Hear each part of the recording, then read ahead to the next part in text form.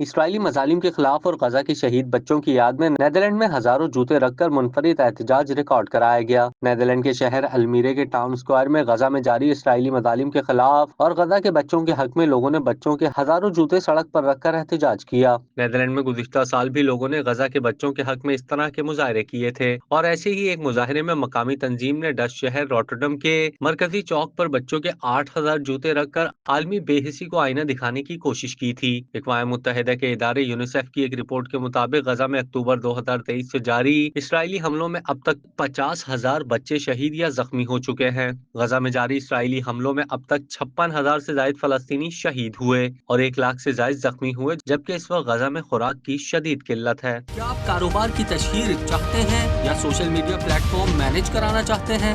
تو دیر کیسی، ابھی رابطہ کریں اونلی نیوز کی ٹیم سے۔ ہمارا کانٹیکٹ نمبر آپ کی اسکرین پر ہے۔